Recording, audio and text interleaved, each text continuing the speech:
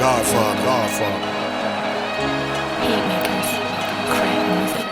Pulled up to the scene in a 65 Bentley, dripped in Brioni, China doll with me, looking like a supermodel. Oh, what a feeling. 25 years old, 25 million. Today's the audition for the Godfather part. My life's already a movie, so when do I start? I walk up in Patsy's East 119th Street. Fat Tony Salerno gets a kiss on the cheek. I know my way around, not my first time here. Been doing overnight cigarette loans for 10 years. I say hello to Danny Pagano and Tough Tony. Nicky Domino gives me a nod, they all know me. They ask why I'm there so early, I say the part. They say what part? I say the movie, why not? I don't look like Carlo, they all begin laughing. 3 p.m. ready for the lights, cameras, action. Gianni, get in your zone. My name is Gianni Russo, a.k.a. Carlo, the infamous son-in-law from The Godfather. I'm now known as the Hollywood Godfather, and this is my... Welcome, everybody. It's time for another Hollywood Godfather podcast. Oh my God. And this one is in memory of a couple of people because, unfortunately, they're all dead now that we're going to talk about them. Unfortunately for them, anyway. Unfortunately for them, definitely. Yeah. It's a situation that, if you read our book, we touched on a man who touched my life in a very special way at the age of 7 years old. And no one, I don't know how many people could say that Carlo Gambino touched their life at 7. But he sent me a transistor radio up in the polio ward with his niece, Dolores Barone. And I really thought the guy was my uncle because we were raised that anybody over 21, male or female, they were either aunt or uncle. Well, I was raised thinking I had hundreds of thousands of people in my family, being in New York. Anyway. Yes. Anyway, what? You're going to introduce who you're going to be working with this evening. Oh, good. I got so lost. No, it's an emotional show for me. I know. Anyway, I apologize. My darling, Jeannie. Hello. Everybody look at her. I'm sure you are anyway, without my direction. But Hi, everybody. all right. And she's coming from Utah. That's right. We got memories there. Wild, wonderful Utah. It's not that wild, but you guys scared me the other day. Can I introduce our other co-host? Oh, please. That'd be nice. Please. All right. The wonderful, talented writer, investigator, Patrick Piccarelli. Oh, thank you very much for that wonderful. Yeah, I like. Yeah, you from now on you do that because you're more eloquent than I am. I only know him as my best friend and co-writer. Yeah, that's enough. I love Anyway, that. this evening, That's even better. Gianni, you introduced the show. You started it. Continue. Well, the reason, I mean, again, I apologize for, not that I ignored you, but I got, this has been on my mind since October 3rd, when I found out Tommy Gambino, Carlo's oldest son, died. And we wanted to do a tribute show to him. And this was the first opportunity we had. And again, as I say, this man has been a thread in my life, his father, all my life. And then it wasn't until later on, because I never met, Tommy was like 12 years old, 12 or so. How many years older than me? 12 or 17? 14. 14 years older than me. And, that's a big gap when you're 7 and the guy's 1. But anyway, I met him later on, got to know him well. In fact, I'm going to send Jeannie the picture of my last picture with Tommy Gambino together. So we should put that up with the story.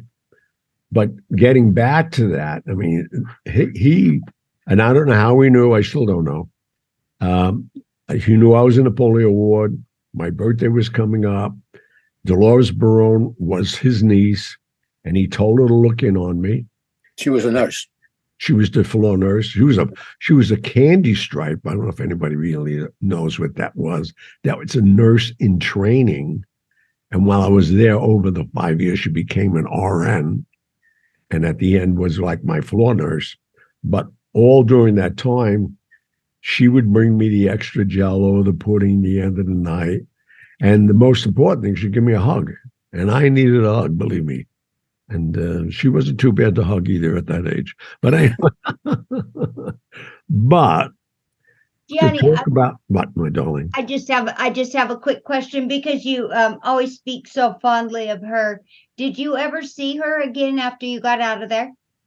Many, many years ago, when I was having a great time and really, well, how do I say it without getting myself indicted? Was very prosperous. So I looked her up to find out she moved with her daughter to California. And I met the daughter. She was already in hospice. Oh, And it was terrible. I didn't want to see her because I wanted to leave the vision of who she was.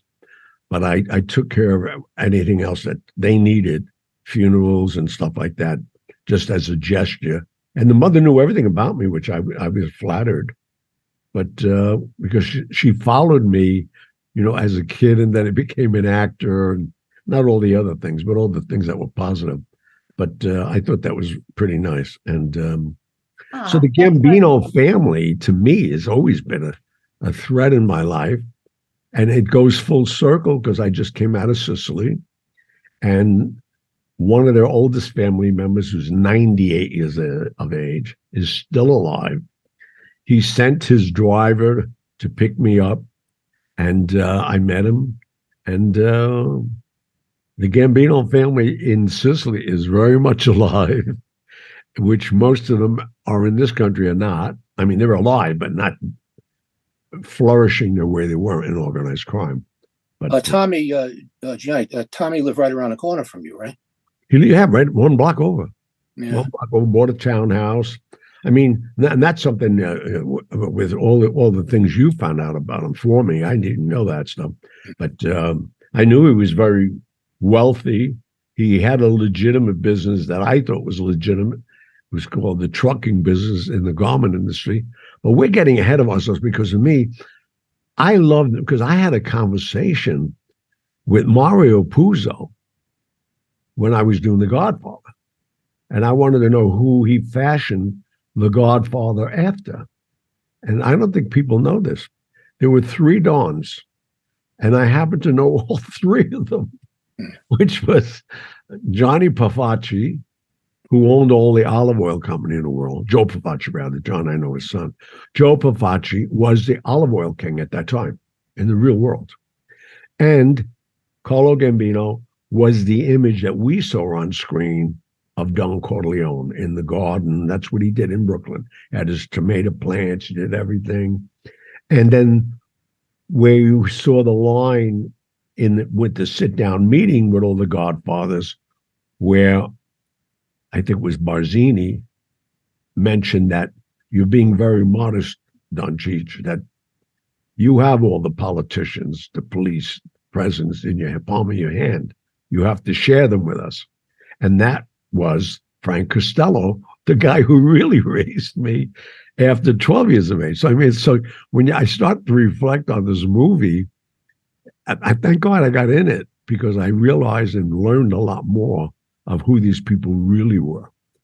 And our audience probably knows who they are now, too. I had I'm going to call it a run-in. I had a meeting with Tommy Gambino. I had just retired from the NYPD. I want to make that clear. And I just got my PI license, and I was doing an investigation in the garment district. Tommy ran the garment district. And if you run the garment district, you run, at the time, 40s, 50s, 60s, 70s, probably till the late 70s, early 80s, you ran clothes manufacturing for the whole United States. Now it's been shipped out overseas, China, etc. But an extremely powerful man. Anyway, this the clients who hired me were 2 brothers who ran a very large textile shop. It was huge. Took up a couple of floors. Somebody ripped them off of their petty cash. Their petty cash was $50,000. And it was in a safe that somebody got into. And it had to be somebody that worked for them. So I was hired to find out who did it. I don't want to get it. It's a long, involved story. But I found out who did it. And it turned out to be one of the brothers. Oh, his own brothers, of course. So yeah, one brother was stealing from the other brother, and I let them hash it out. I was give me a check. Oh, yeah, hello. I'll see you.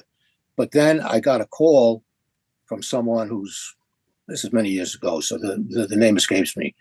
But they said somebody wants to see you so you can explain to them what happened on this case. So I said, well, I really can't do that because they have no skin in the game, so to speak. And the guy tells me, yeah, he does.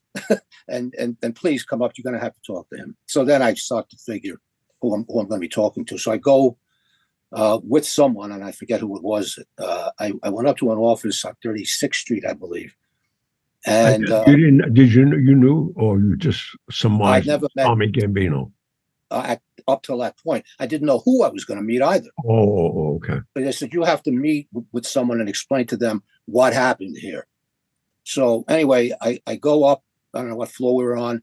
The guy I was with tells me to wait in the office in the hallway. There was like a bench there. I waited. He goes in the office. I'm waiting 10 minutes, 15 minutes, 20 minutes. Finally, he comes out and he says, "Okay, come on in." And that's when he told me, he said, "Mr. Gambino would like to speak to you now." And I said, "Okay."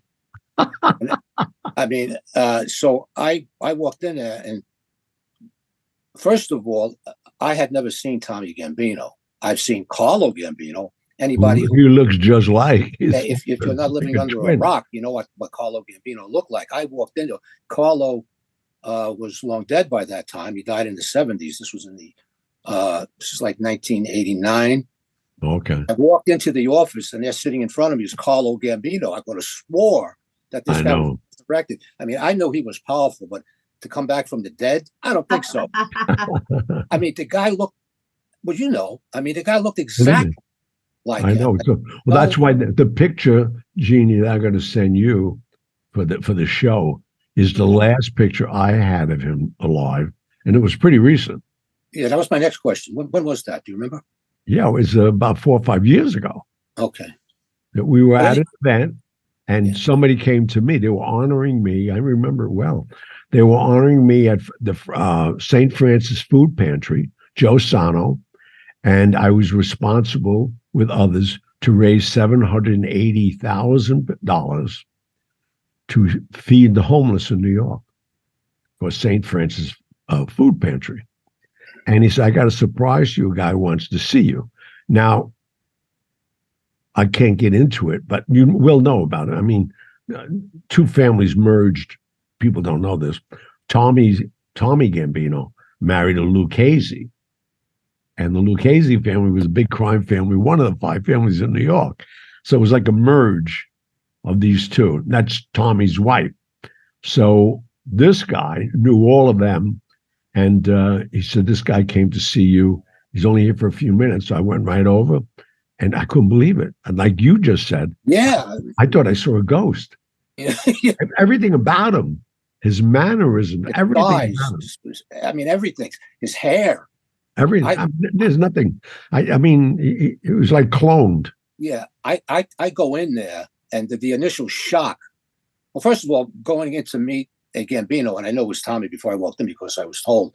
But I mean, I was a little scared, to tell you the truth. Am I going to finger this guy who stole the money? Is this guy going to wind up in a trunk, a Cadillac at Kennedy Airport? I didn't know. So anyway, I go in there, and what he put me at ease right away. I mean, a very calm, very respectful, very friendly smile. He said, "Please sit down." He said, "I'm very confused as to what happened here." And, I told him exactly what happened, how I went about it, because he says, "How did you figure this out?" So I told him how I did it. And I got the guy to confess. And when I left, I told Tommy, I said, they were hugging and crying. And I said, let me get out of here. Well, I have to check in my hand. I don't want to get involved in this anymore. I did my job. And that's what I told him. And I said, well, that's how it happened. He said, okay, it's just, by the time the word gets to me, I don't hear the whole story, and I might hear it incorrectly. He spoke extremely well. Oh, he's well educated. My God. I was definitely, I don't know how long I was there. It felt like 10 hours, probably 10 minutes. And when I was ready to leave, He said, thank you very much. And I figured, well, this is the end of the meeting. I start to get up. He gets up, which surprised me. He got up and extended his hand. Thank you very much. Things that people of that stature in that life do not do, as Johnny will attest to. It's something, that's the interesting comparison that I have, fortunately, because I've lived so long and I was involved around those people for so young. The new generation has no respect. I know. None. I mean, none.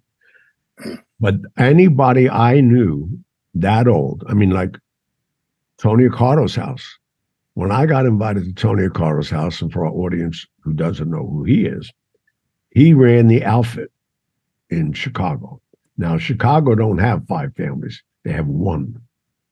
And he was behind the scenes. Everybody thought Sam Giancana was the boss.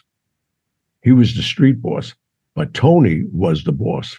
So now I'm going to the airport, and a very close friend of mine, Nick Nitti, at the time, he's my partner. He's passed on now. He said, you should stay an extra day. I got an invitation for you to go to Mr. Cardo's house tonight for dinner. I almost fell down. Not only that, what kind of, I can relate to that because I wasn't in my comfort zone talking to this guy, and you probably weren't either initially walking in, but I would assume that he put you at ease right away. That's what I'm saying. They were the old timers were so polite, very assured who they were. They need to show a grandstand like these newcomers, not to mention some of them, but put his arm around me. So I heard so much about you. Nick loves you. And if Nick loves you, I love you. And I knew about his dining room 3 stories below the main rooms in his house, because he wanted to go and eat dinner with his friends, and nobody was recording them. They had that house stereotype. I mean, the FBI, I think, bought houses around him trying to get him. And he cooked everything that we ate, which another thing impressed me. But, I had, like I said, the privilege of Grappa and Nick D'Onofrio and all those old timers. They were exactly what you're saying about what it used to be. These guys were gentlemen. They were gentlemen. Truthfully, I couldn't wait to get the hell out of there. It's intimidating. Unfortunately, I became a regular guest when I was in Chicago, where he'd always invite me. But the thing is that, like you say, to know who they are and the power they wield, it's insane. Yeah. And then, as I mentioned, we mentioned in our book, when I had a major problem of Spilatro shooting up my house with my family in it, I called him. He gave me his private number. He said, only use it when you need to. And I don't want to get Nick Nitti involved. I called him. He said, what's the matter? I said, I had a problem at my house today. Guess what he said to me? I already know about it. They know everything. Scary. Yeah, it is scary. Yeah. You want, it's a question. They ask you a question when they're on that level. The boss will ask you a question. He already knows the answer to the question. Yeah. So that's why I was very careful with what I said. But I'm saying he already knows all about this. He doesn't know the road I took to get to the solution. That's what he was after. That he didn't know. Right. But he knew what one brother stole from the other brother, and he was going to deal with that. But anyway, these 2 people, they were fine. They kissed and made up, and there wasn't any violence involved in everything. Well, there wasn't. Oh, wow. No, there wasn't anything. One brother had a very bad gambling Jones. I was going to say, had to be that or drugs. When I polygraphed everybody that's how I discovered this. I polygraphed all the employees because there had to be somebody in there. And the safe was what's known as day locked. You ever hear that expression?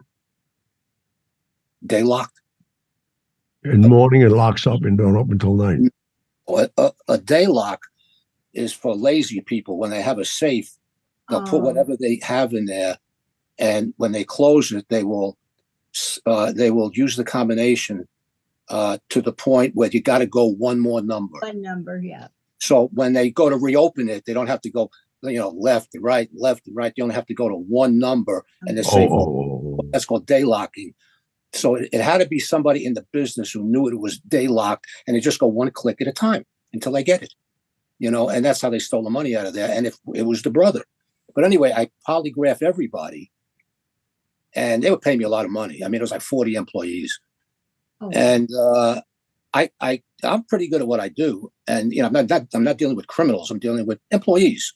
And these type of cases I get right away. Everybody comes up clean. Then I figured, well, I'm going to have to polygraph the brothers. But the way I explained myself to them was, I don't want to think that I suspected them. I said, look, I just polygraphed all your employees. I'm going to leave here today. You have to live with these people, and they don't think you trust them. So just for the sake of the show, process of elimination, everybody. Right, let me polygraph you two guys. I polygraphed the two of them, and they both pass. Now I'm thinking, now what do I do? And I'm starting to shake and sweat. So I figured, one thing about investigations, you really have to look into what you do, what the criminal did, what you're doing wrong, what they did wrong. When you ask a question, like this is five relevant questions. One of them being, did you steal money from the safe, between Friday and Monday when it was discovered? Yeah, all that stuff. With the brothers, I used the word steal. And the thief was one of the brothers who rationalized in his head, it's automatic process. You can't steal your own money. All right. And I realized what I did. And I retested them, and I used the word take. And that's how I got them. Did you suspect one or the other? Did you think that's what was that? Because it wasn't the employees. It's when you're testing people that aren't criminals, they fold like a day-old souffle. I mean, they can't handle it, and they either pass very well or they fail miserably. And everybody, but you said something very interesting. They all had the safe combination, so I did just no, nobody had it was day locked. The safe was open up until the last number. So but how do they know that? Because these people started there. All the employees were there. Some of them were there 50 years. This was like a family. They all knew that? All 40 people knew? Oh, yeah, the word gets out that the safe is day locked. I mean, everybody knew the bosses. It was like one big family. Why have a safe? Just leave it on the desk then. Exactly. Day locking, that's not the first case I had where a safe was day locked. It's pretty common because people are lazy. They figure, who's going to steal from me? Well, you find out. But that's how I just changed the word from steal to take. And that guy failed miserably. And I confronted him by himself. And I said, I got to get out of here because I don't want to get in the middle of any family squabbles. I did my job. But I told him, I said, look, you got to come clean here, and talk to your brother. Or otherwise, I'm going to have to do it. And I don't want to do it. And he did. And he confessed, and everything was done. But anyway, Tommy Gambino, I left there. I left that meeting feeling very good, not wondering what was going to happen next. He's a businessman. Oh, yeah, no, definitely. He's not going to, and this is a very successful business, and he's not going to destroy it just because somebody screwed up once, so. Anyway, Tommy was one of the few college-educated mobsters at the time. It was unheard of. Right. Most wise guys didn't go to school at all, let alone, after high school. He graduated. Forget about it, even grammar school. Oh, a lot of the earlier ones never went anywhere.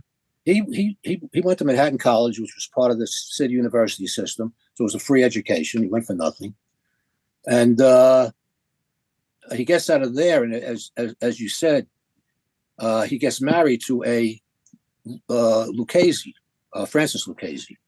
Yeah, and now one of the biggest weddings, Jeannie, in New York City. 1,000 guests. Yeah. Black tie. 1,000 people for dinner. I mean, I work security. Did they stay married? Did they stay married?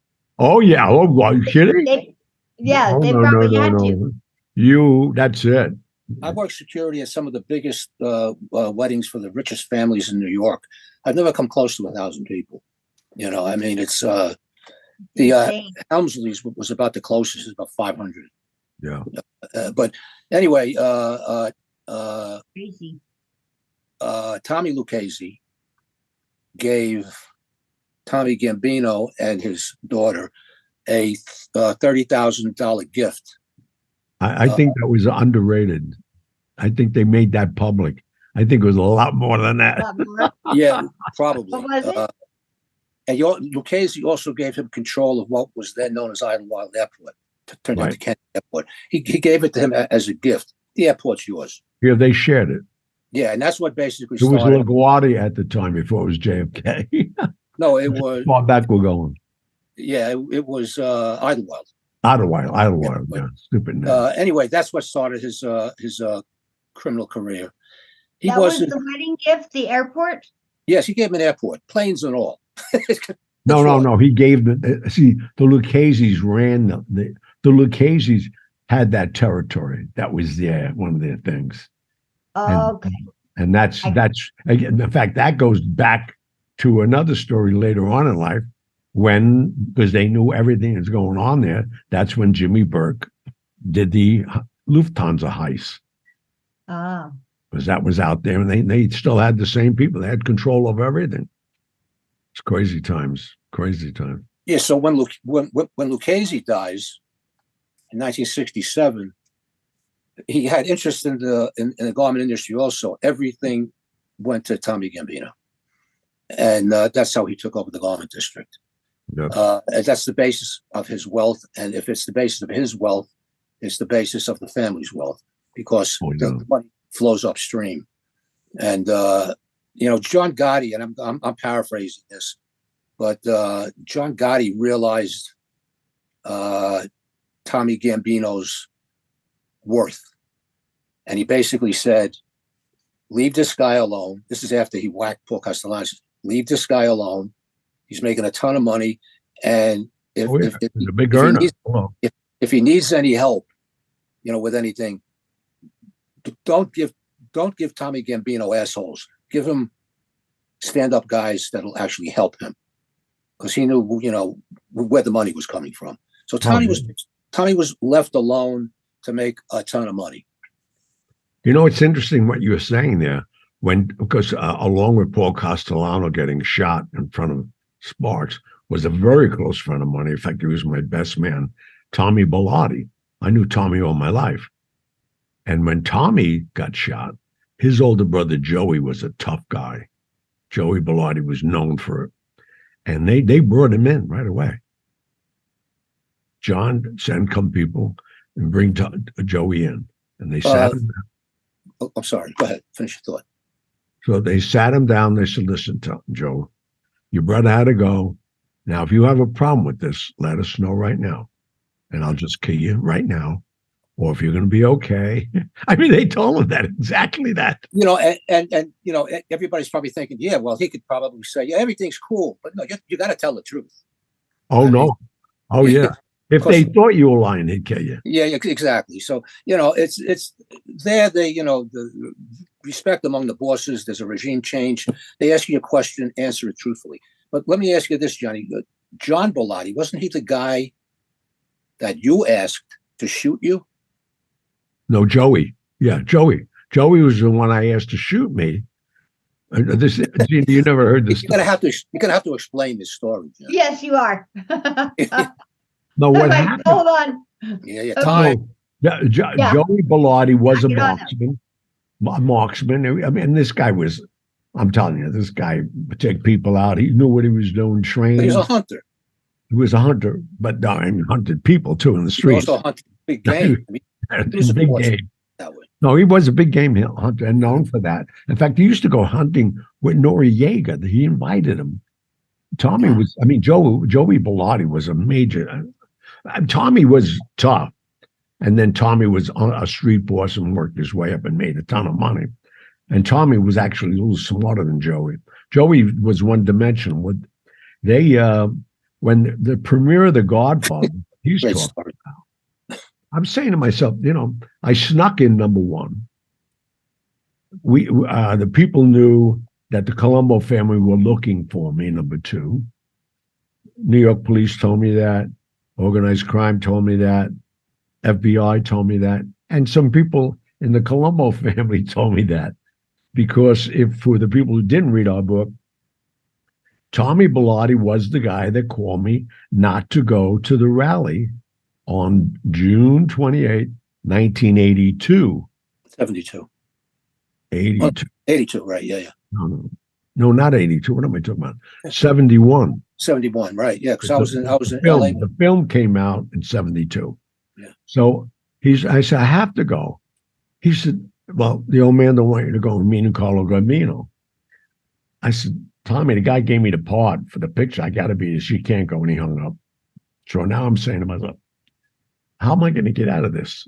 So I thought real smart. I called Barry Schlotnick up, who was my lawyer at the time, and the lawyer for the Italian Anti-Defamation League. And I said, I have stomach flu. I cannot sit on the dais. I can't sit anywhere.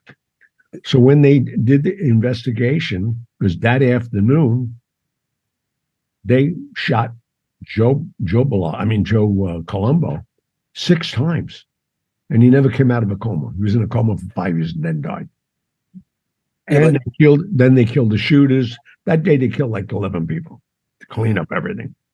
So now they're doing the investigation of the crime scene.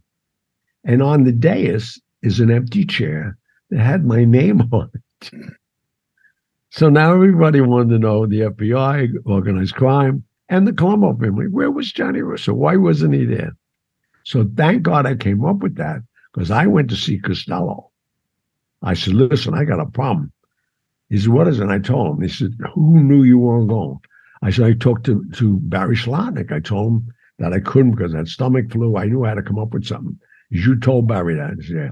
He says, go to Vegas, go to the Tropicana Hotel. I happen to own it, which I had this dumb look on my face. I didn't know he owned the hotel. Just stay there because he needed time to talk to them, and they resolved it. So I wouldn't be talking now. Get to why you asked Joey to shoot you. No, that's where I'm getting. Because okay. Oh no, I'm getting to. So now everything's okay. I can come in. So now it's the world premiere of Godfather. I still had to sneak in. And I thought, with all these major stars, the book was in its 5th print. Everybody in the world was showing up at the New York Paramount on Broadway. And I figured I'm going to get out of the limousine, and they're going to say, and Johnny Russo. And they're going to say, what is this guy? Is the guy at pizza? Who is this guy? We don't know. Who is it? But I thought, being that everybody knew about this, I'd put Joey up on the roof, and I got out of the car. He shoots me down right on live television. That was the plan. That was the plan. Yeah. Merv Griffin was on one side, and who was the other guy? Major guy too, with his show, and they were televising live the world premiere of The Godfather. So I figured he was supposed to, Johnny, to clarify this. He was such a great shot. He was a marksman. He's supposed to wing you. Yeah. Oh no, not shoot me in the leg, shoot me in the arm, not in a major organ. Yeah. But he sat me down. He said, I can't do this. He said, let's meet. So I met with him privately. He said, let me just tell you something. You know nothing about long range shooting. If there's a breeze, it can move a bullet 2 to 3 inches and you're dead. Even a raindrop. Yeah. He's anything. He said, I can't do it. I won't do it. So he didn't do it. But that was my plan of becoming an overnight success. Saying, Johnny Russo, who played Carlo, got shot down last night in The Godfather. Everybody want to know who I am. You always tell everybody honestly that you have a tremendous ego. Oh, yeah, I do. Well, that night, it was born. My God, tell me about it. To say, I have a great idea. Shoot me so I could be on the front page of the Post. Hilarious. Anyway. Thank goodness somebody had the voice of reason kicked in there. Well, yeah. I should have somebody just run up to me and shoot me, like Frank Costello did with Chip. But anyway, is it time for a break? Oh yeah, time for a break. Yeah, right. All right, please. We'll be right back, and don't go nowhere. We know where you live. Hi, Patrick Picciarelli here. A quick word about the new fiction book series I've launched. Private investigator Ray Yale tackles his first 2 cases in Bloodshot Eyes and The Pop Line. Both books are in paperback and are available on Amazon.com. Okay, we're back. Okay, so Tommy had 3 homes. He had one in Florida, one in Lido Beach, New York. Isn't that where his dad lived too? Lido Beach? No, his mother lived in Brooklyn. Didn't he have a house on the island? No, not Okay. that I know. Carlo Gambino, same house. And yeah, I knew he lived there, but I also thought he had a house on Long Island. But anyway, he also had Costello did. You're talking about? No, Carlo Gambino. You did? Okay. Yeah. Anyway, I could be wrong. I usually am. Anyway, he also, they say, when I did my research, he lived also on Manhattan's exclusive Upper East Side, excuse me, which is where you live. Right. Yeah. You know that what you just said, one of my wife's attorneys called me when they changed our zip code here. You know, they changed our zip code about 5 years ago. I didn't know that. Yeah. It's 10065. Okay. And they publicized that that's the most exclusive, richest zip code in the world. Yeah. Well, 3 lawyers called me up. They wanted more money for the Yeah. That's like living in 90210. Was that your zip in Beverly Hills? Oh no, that was that stupid show. No, but there was a zip. Well, that was your zip. Yeah, 90210. That was that stupid show. 90210 was a quiz, a kid show or whatever it was. Yeah, but I know. But that was a legitimate zip code. Was that yours? You had a home in Beverly No, Hills. mine was on Mulholland Drive, a little bit Okay. better than that. Okay, so anyway, Tommy was indicted twice before he actually went to jail. One of the indictments. This is the power of the mob. This is a criminal indictment, and they made a deal after the indictment. He didn't go to trial. He made a deal on a criminal indictment that he would pay a fine of a few bucks. I believe it was $20 million. Yeah, a few bucks. I was going to say $20 million, and he promised to get out of the garment district business. Right. I don't think he did, because the next time he got arrested, he was arrested for having a monopoly in the garment district. Well, that was a wiretap from Paul Castellano's house. But they were talking about. Well, they set him up on that. I remember that because he did get out. He had his hands in it, but nobody knew about it. Yeah. But he got out. But they wanted him so bad. It was an election year, and they had an old wiretap in Paul Castellano's house. You knew the guy. You said they put it in. What's that? The FBI Oh, guy. yeah, Joe O'Brien. Yeah. In fact, I heard from him yesterday. Joe O'Brien's an FBI agent. We should put him on the show. I remember on the foot of Emerson Hill on Richmond Road. Don't even ask me how I remember this. They took an apartment right down from where they lived up on the on the hill. That's where the FBI was, and they ran all their wires. They were in there as phone men, telephone men in his house, and that's how they planted everything in his house. Yeah, I know Joe very well. We speak often. They built a 2-scale model of that house.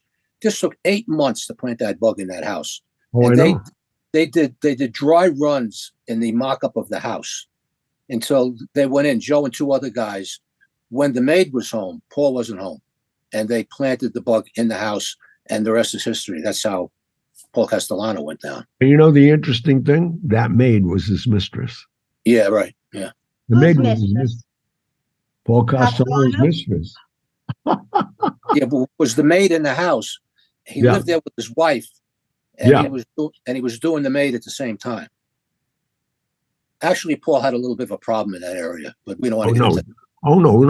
Holloman, he had a transplant put in. That's what I mean. Well, not a problem. He had a problem, and he got the transplant. They got it rebuilt. Yeah. He had a little puppy. I mean, when you said, I sat down one night. It was, I used to bunk into them. I never wanted to be because I just want to hear what I was going to hear. This night, I hear a story I could not believe. Yeah. 3 guys out of the 6 guys at the table had the same doctor do the same operation. I'm saying, what are we talking about? This is a penile implant. They put basically a balloon in your junk, and you have an air inflated. Yeah, your left side you pump to make it go, and the right side just squeeze it and lets the air out. Are you nuts? And then, I mean, it was a big operation. Think about Of it. course. Yeah. Like 6-7 weeks just recuperating. Anyway, Castellano had this done, and he figured, I'm going to try this out. So he tried it on the maid, and apparently there was a love connection there. And he was doing the maid. His wife knew about it. Oh, she didn't want to be bothered with him no more. No, yeah, right. They had separate rooms. The whole bit. Maybe she got the butler. You know that happened with Ava Gardner. Well, she had an implant. Ava Gardner went to Cohen, wife, and said, "Listen, I know you, and I know your husband. Your husband's been trying to bed me forever, and I have to get this part for Frank Sinatra, and here to return it. And I want to go to Acapulco with him, but I will not go unless you know about it and approve it." She said, "You're going to do what? You love Sinatra that much? She said, go have all the fun you want. The guy stinks. The guy don't even go near him. You're going to go near him." She did. Yeah. Why Sinatra was so mad. Because when they put in the movie, The Godfather, that the mob got him that part, Ava Gardner got him that part. Well, he wasn't. Yeah, he wasn't so mad when he got that Oscar, though. I would think. Oh no, but he didn't know until later on. Way beyond that. Yeah. Years later. That penile implant. I don't know how we got on this topic, but that sort of helped. It's a sign in that life. It's a sign of weakness. Oh my God! He got to be. That was the start. He got to be the laughing stock. That was the first thing, and it started to erode away on his ability to lead because of that. All the jokes, and I could think of 5 off the top of my head, but we won't discuss them here. I mean, constant joking about it. Castellano? Is that who you're talking about? Yeah, Yeah. Well, Castellano, as big as he was, couldn't get it up. Yeah. Well, yeah. Okay. And then on top of that, he was a cheap bastard. He was taking. Oh my God! Soldiers. Well, he called all the tidings. Yeah. He raised them and gave them less. Yeah. No, he had to go. So anyway, so Tommy goes to jail, and Tommy, the rumor was that he was scared to death of prison. People don't like to go to prison, but if you have a phobia, you can have a real problem in there. So that's why he agreed to the $20 million. That's a lot. Claustrophobic. He was claustrophobic. They said. Yeah. But he did his 5 years. When they finally got him, he wasn't buying himself out of that. But when he got out, he said, "That's it. I'm not going to put myself in a position like this again." He started a foundation, he and his wife, called the Gambino Medical and Science Foundation, and raised $2 million for pediatric bone marrow transplants at the Long Island Jewish Medical Center. He put up a lot of his own money for this. And continue to do that too. Yeah, continually pump money into it. And this wasn't one time. This was the later part of his life. Right. He realized, he must have realized what kind of a life he led, and he was getting close to the end. And he wasn't that close to the end. He lived 20 years after. Right. No, he just didn't want to get again, to reflect on what we just talked about. That wiretap was 10 or 15 years old that put him in jail. Yeah. And they knew these elections and these RICO acts and all that. They were just going to keep going after him because of his last name. To get him, and they did. And they got him. Yeah, well, if they want you, they want you. That's why they went after Gotti's son with 4 trials on the same charge. Never heard of that. Hung jury, and they keep trying you. So finally they gave up. But anyway, till the day he died. Now, I don't know. You probably know this. Was he actively involved anymore?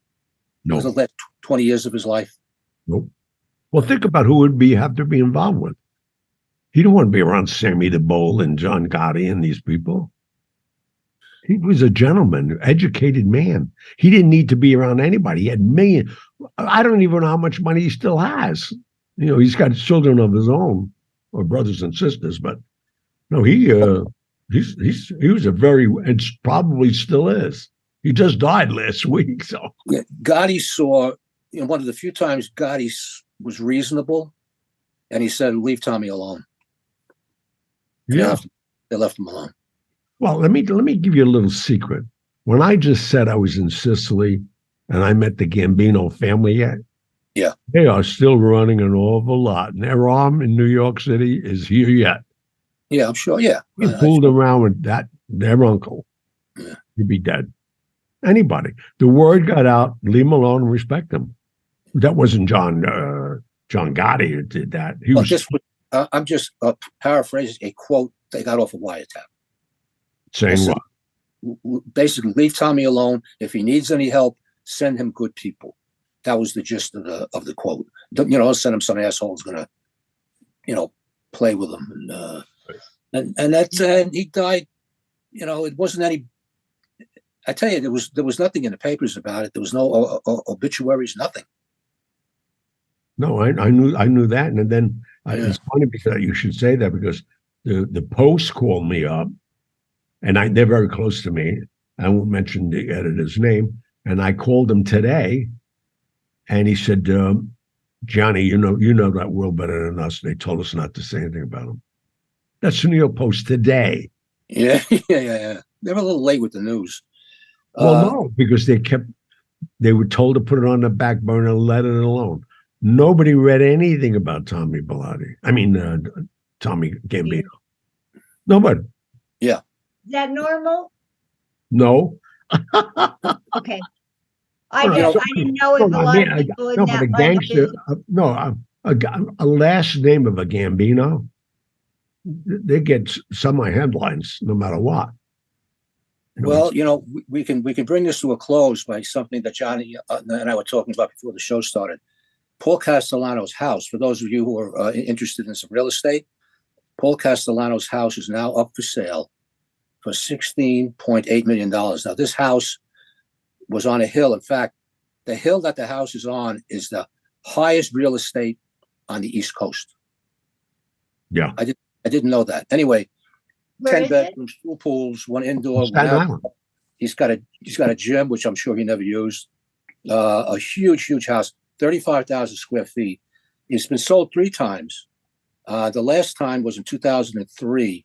It was sold for $3.1 million. The person who bought it 20 years later is now selling for $16.8 million. You put a price on a house toilets in? No, you put a price on a house like that so you can say, I live in Paul Castellano's house. That house is not worth $16.8 million, no? You know the house. Well, I know the houses up there. I've been up there all my life. The Richmond County Country Club's up there. I used to golf up there. But no, I mean, it's a very affluent area. And Wagner College is up there. $16 million? That's a lot. No kidding. Yeah. A huge amount of money. I mean, I know real estate went up, but I don't not that much. No, like I said, so people can say, I live in Paul Castellano's house. His house, for those of you who don't know, was called the White House for a reason. It looked like it. It was modeled after the White House in Washington. Did this guy have it go or what? Well, he wanted to be. I guess he wanted to be president one day. And hey, who knows what would have happened if he didn't want to have a steak that night? Forget about it. Wow. Okay, so what city is that in, Pat? What's that? New York City. Staten Island. New York City. Okay. It's on Staten Island, the borough of Staten Island, which has 2 hills, Emerson Hill and Grimes Hill, very affluent. I mean, the houses up there for years and years and years have been monster houses. And it's just, and that's before the bridge, which made it even more, private. You couldn't get to it. You had to take a ferry, and it's surrounded by beaches. Staten Island was a great area. And then what we call the Guinea gangplank, they put in called the Verrazano Bridge. Well, I haven't heard that term in a long time, man. The Guinea And then everybody moved in. Everybody's there. I understand that toll to get over that bridge now is now $20. I think it is, like back and forth. And I just, it's so funny. I went to one school as early on before I got polio, St. John's Villa Academy. I thought I would never hear that name again. And now you're probably hearing it all over the news. They tried to bring migrants there, and they were going to house them in St. John's Villa Academy because the school's no longer in use. That was killed, right? Killed. They protested. People, I couldn't imagine the language. some of the people, I mean, they're not the coolest people inside now. Every other word of this one woman's mouth was beep, beep, beep. Yeah.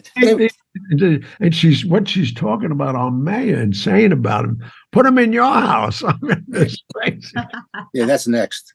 I Anyway, don't know what guys, that- that's the story of Tommy Bilotti. May he rest in peace. Tommy Gambino. Tommy Gambino. Gambino, pardon me. Oh, we hit Bilotti. We hit a lot. We hit Yeah, a lot of dead wait, guys. Castellano, we got a few in. Tommy Gambino.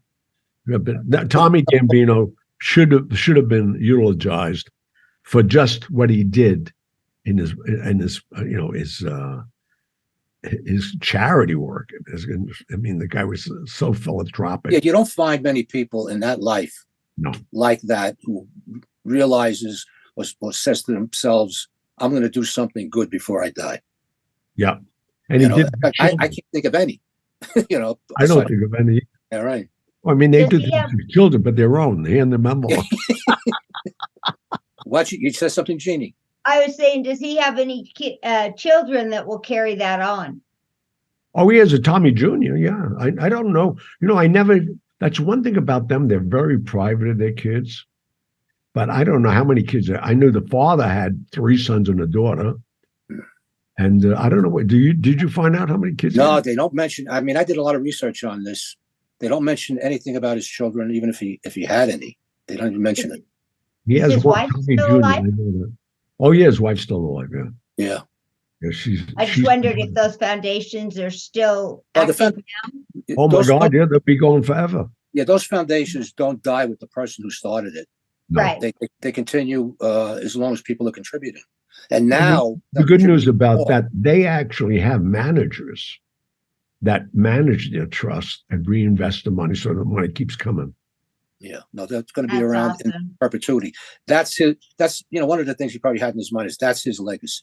After he's gone, the foundation will live on. Right. That's okay, neat. folks.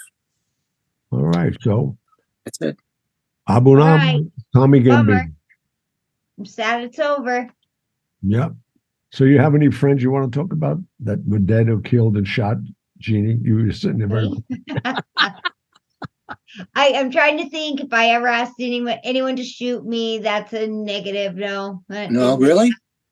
I don't know if you belong on this podcast. You have to come on this podcast because you made bad decisions in your life. Oh, I've made plenty of bad decisions in my life, but there's plenty of those. But no, I just like hearing about all your stories because it's so different from the Utah lifestyle. I have to tell you, you guys, when we were talking about the Ogden stories last week and telling you about all these apartments that are coming, and you guys asked how the crime was and is there kidnapping and this and that, and I was thinking no, and there's certainly crime, but then I was thinking, oh man, I don't want this town to go too crazy, but it's more than likely going to happen because the apartments are going up every day. There's just, you drive down the streets and it's just apartments after apartments after apartments. You know who's moving there? Do you know people who want to get away from here? Yeah, like you. In California, yeah, they're all moving here. They better be nice. How many people in Roy, Utah, Jeannie? I don't know, but I'll look into. I don't know. I can Google it, but I'll do my homework. I'm just curious because up until you, I never heard of the place. But then again, it's a lot of places I never heard of. Okay. Well, hey, Gianni was here a lot. It sounds like. My God, yeah, I had a lot of fun. I couldn't believe there was a Playboy Club there. I know. Shocked me. That really shocked me. In a Mormon town, the Playboy Club. Like the Playboy, like Hefner Playboy? Yeah. Oh, yeah. Hugh Hefner had a club there. I played it. Well, that's Salt Lake, right? Yep. Yeah, Salt Lake. Yeah, Salt Lake. Yeah, that's about 45 minutes from me. Mm-hmm. Not far. Okay, so this was a good show, and I'm glad we paid homage to Tommy Gambino. Okay, have a good night, everybody. Thank you, Jeannie. Thank you, Gianni. Yes, thank you, Jeannie. Guys. Good night, everybody. Good night. We'll see you next time. God bless you. Bye-bye.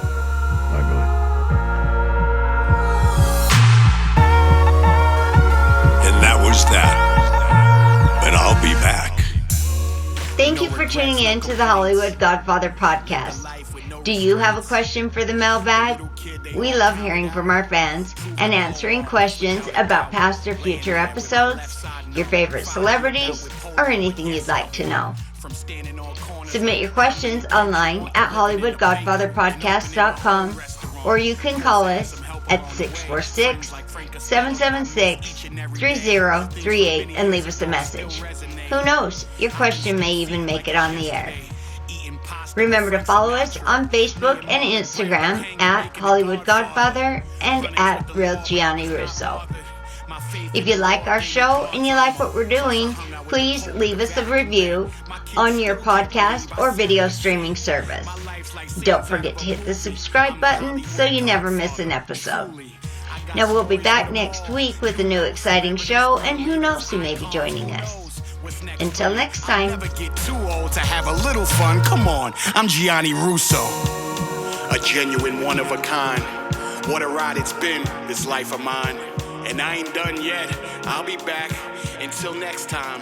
And that was that.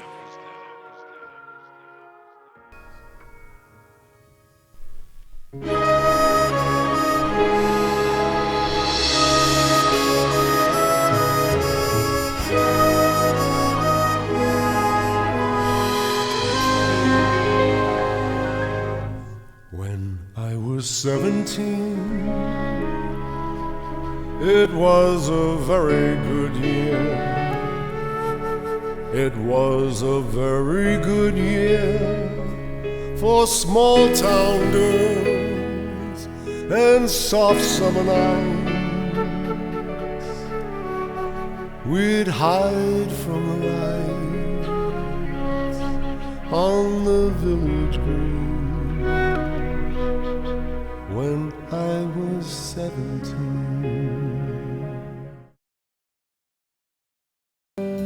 I did it my